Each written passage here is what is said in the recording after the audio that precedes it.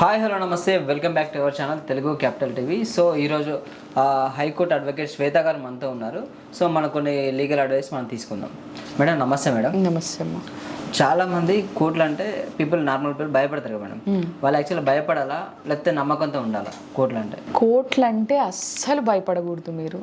మీకు న్యాయం జరిగేది ఒకటి వ్యవస్థ ఏదైనా ఉంది స్టిల్ ఎగ్జిస్టింగ్ అని అంటే అది కోర్ట్ అంటే మీరు అపారమైన నమ్మకంతోనే ఉండాలి. ఎందుకంటే డెఫినెట్గా మీకు అక్కడ న్యాయం అనేది జరుగుతుంది. మేడం ఇప్పుడు మనం జడ్జిమెంట్ అంటే మనకు తొందరగా అంటే యాజ్ సూన్ యాజ్ పాసిబుల్ దొరకాలంటే ఏం చేయాలి? Judgement as soon as possible కావాలి అనుకోవద్దు, న్యాయం నాకు జరగాలి అనుకోవాలి.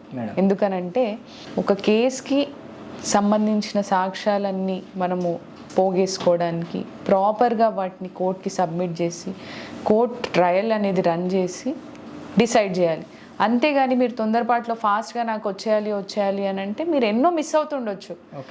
మీకు తట్టని చాలా ఎవిడెన్సెస్ కూడా మీరు మిస్ అవుతారు.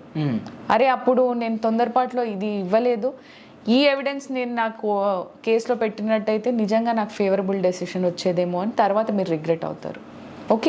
కొంత డీసెంట్ టైం అనేది పడుతుంది. ప్రొలాంగ్డ్ ప్రాసెస్కి ఎవరు ఈవెన్ కోర్ట్స్ కూడా ఎంకరేజ్ చేయవు. ఏళ్ళ తరబడి మేము కేసులు వింటాము అని వాళ్ళకు కూడా ఇష్టం ఉండదు. ప్రాసెస్ అలా ఉంటుంది. ఫేర్ ఛాన్స్ అవతల వాళ్ళకు కూడా ఇవ్వాలి కాబట్టి కొన్ని డేట్స్ ఇవ్వడము కొంచెం ప్రొలాంగ్ అవుతుంది. కానీ దట్ డజంట్ మీన్ మీరు తొందరగా కావాలి అనుకోవద్దు, న్యాయం కావాలి అనుకోవాలి. అంటే ఈ ప్రొలాంగ్ అవ్వడం వల్ల ఇప్పుడు ఎవరైతే కేసు పెట్టిన పర్సన్ ఉంటారో వాళ్ళు కొంచెం ఏమైనా లాస్ అయ్యే అవకాశం ఉన్నది అనుకో మేడం, సంథింగ్ బిజినెస్ కానీ సంథింగ్ ఎనీథింగ్ అట్లాంటివి మీరు డ్యామేజెస్తో పాటు అడగచ్చు. దాని ఇంట్రెస్ట్ కూడా మీరు ఏవైతే డ్యామేజెస్ ఉన్నాయో త్రూ అవుట్ ద కేస్ కూడా జరిగినవి అవి కూడా మీ కోర్టు పరిగణనలోకి తీసుకొని డెఫినెట్గా గ్రాంట్ చేస్తుంది. ఇప్పుడు విలేజెస్ అంటే వాళ్ళు పోలీస్ స్టేషన్కి వెళ్ళి ఒక కేసు పెట్టాలంటే వాళ్ళు భయపడతారు మేడం. ఫస్ట్ ఆఫ్ ఆల్ అనేది భయపడతారు. అక్కడ జరిగే ప్రాసెస్ ఏంటి? పోలీసులు అంటే చాలా ఏళ్ళ నుంచి ఒక నెగిటివ్ ఫీల్ అనేది ఉంది. అవును మేడం. కానీ ఇప్పుడు పోలీసులు కూడా చాలా ఫ్రెండ్లీ పోలీసింగ్ అని విమెన్ పోలీస్ స్టేషన్స్ అని చాలా వచ్చినాయి. వాళ్ళు కూడా they are at the service of people. వాళ్ళని కూడా తప్పుగా అనుకోవడానికి ఏం లేదు. వాళ్ళు కూడా కామన్ మ్యాన్కి హెల్ప్ చేయాలని అనుకుంటారు. అయితే ఈ సోషల్ స్టిగ్మా అనేది ఒకటి ఉండిపోయింది మనుషుల్లో. అమ్మో పోలీసులు అంటే భయం, పోలీస్ స్టేషన్కి వెళ్తామా అనేది ఒకటి ఉండిపోయింది. డెఫినెట్గా మీ పట్ల ఏదైనా అన్యాయం కానీ క్రైమ్ కానీ జరిగినట్టయితే మీరు అప్రోచ్ అవ్వాల్సింది పోలీస్ స్టేషన్కి. ఎందుకంటే ఫ్రెండ్లీ పోలీసింగ్ వచ్చిన తర్వాత వాళ్ళు కూడా బాధ్యతగా ఉంటున్నారు.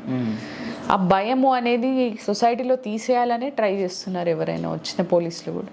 కొన్ని ఫేక్ కేసెస్ వల్ల జెన్యున్ పీపుల్ కూడా నష్టం అవుతుంది కదా మేడం. అలాంటి వాటిని మనం ఎలా సార్ట్ అవుట్ చేయాలి? డెఫినెట్గా మీ దగ్గర ఎవిడెన్సెస్ ఉంటే ఆమె ఎటువంటి కేసు పెట్టినా కానీ we can fight it. Let us an instance అమ్మాయిని పెళ్లి చేసుకుంటా అనే ప్రామిస్తోనే అతను మోసం చేసినట్టయితే అటువంటి సందర్భంలో డెఫినెట్గా అమ్మాయికి సపోర్ట్ చేస్తుంది లా. ఇటు అబ్బాయికి ఫైట్ చేయడానికి లా సపోర్ట్ చేస్తుంది మీ పట్ల న్యాయం ఉన్నప్పుడు. ఒకవేళ అమ్మాయి వైపు న్యాయం ఉంటే అమ్మాయి వైపు ఎవిడెన్సెస్ ప్రాపర్గా ఉంటే వాళ్ళకు కూడా సపోర్ట్ చేస్తుంది. లా అనేది ఎవరికైనా ఈక్వల్ అండి. అంతేగాని మీరు ఇష్టానుసారం విత్ కన్సెంట్ తిరిగి ఫాల్స్ రేప్ కేసు పెడతా అంటే కోర్ట్స్ కూడా ఎంకరేజ్ చేయవండి. ఇప్పుడు ఒక అబ్బాయి అమ్మాయి కలిసి తిరిగారు, ఫుల్ ఎంజాయ్ చేసారు మేడం. చాలా నెంబర్ ఆఫ్ ఫొటోస్ ఉన్నాయి, టెక్స్ట్ చాట్స్ ఇవన్నీ ఉన్నాయి మేడం. అంటే ఇవన్నీ కోర్టు కన్సిడర్ చేస్తుందా ఎవిడెన్స్ లాగా? డెఫినెట్లీ కోర్ట్ కన్సిడర్ చేస్తుందండి. ఎందుకనంటే మిస్కన్సెప్షన్ ఆఫ్ మ్యారేజ్ అని ఉందా, ఇతను నిజంగానే ఫాల్స్ ప్రామిస్ ఆఫ్ మ్యారేజ్ అనేది చేశాడా లేదా అనేది మనం ఆ ఆధారాల మీదనే కదా డిపెండ్ అయ్యి చూసుకునేది. ఈయన నిజంగా మ్యారిటల్ ప్రపోజల్ ఏదైనా పెట్టాడా, ఆ తర్వాతనే ఈ అమ్మాయి రిలేషన్లోకి ఇండల్జ్ అయిందా అనేది డెఫినెట్గా వాటి మీదనే డిసైడ్ అవుతుంది. యాక్చువల్గా నేను రీసెంట్గా ఒక కేసు చూసిన మేడం. వీళ్ళు ఇట్లా కలిసి తిరిగి 8 years ఆఫ్ లవ్ కలిసి తిరిగి చేసి రన్ అయిపోయింది. సో అమ్మాయి ఏంటంటే నువ్వు నాకు వద్దని చెప్పేసరికి అబ్బాయి సూసైడ్ చేసుకున్నాడు మేడం. ఇప్పుడు వాళ్ళ ఫ్యామిలీ పరిస్థితి ఏంటి? ఆ అమ్మాయి పైన క్రిమినల్ కేసు పెట్టచ్చు. ఎందుకనంటే అబెట్మెంట్ ఆఫ్ సూసైడ్ కేసు కూడా పెట్టచ్చు. ఆ అబ్బాయి చావుకి ఆ అమ్మాయే కారణం.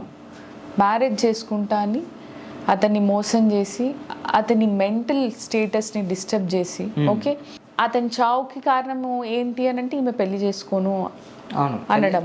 ముందు ప్రామిస్ చేసింది, ఆ తర్వాత ప్రామిస్ని బ్రేక్ చేసింది. కాబట్టి డెఫినెట్గా క్రిమినల్ అఫెన్సెస్ ఆమెను అట్రాక్ట్ అవుతాయి, డెఫినెట్గా కేసు వేయచ్చు. ఒక అమ్మాయి 10 ఇయర్స్ ఆఫ్ లవ్ చేసుకున్నారు మేడం. చాలా నెంబర్ ఆఫ్ ఫొటోస్ ఉన్నాయి, వీడియోస్ ఉన్నాయి. వాళ్ళు కలిసి వీళ్ళ పేరెంట్స్ ఇంటికి వాళ్ళు అంటే అమ్మాయిని తీసుకొని వచ్చిండు, వాళ్ళ ఇంటికాడ పరిచయం చేసిండు, అన్నీ చేసిండు. బట్ ఏమైందో తెలియదు. అబ్బాయి ఏంటంటే ఇంకో అమ్మాయితో రిలేషన్షిప్లో ఉన్నాడు. ఈ అమ్మాయి తెలిసి ఈ అమ్మాయి సూసైడ్ చేసుకుంది. ఇప్పుడు ఈ అమ్మాయికి న్యాయం ఎట్లా జరుగుతుంది మేడం? అతని పైన అబెట్మెంట్ ఆఫ్ సూసైడ్ కేసు వేయొచ్చండి డెఫినెట్గా, ఇఫ్ ఎట్ ఆల్ అక్కడ తగిన సాక్ష్యాధారాలు ఉంటే.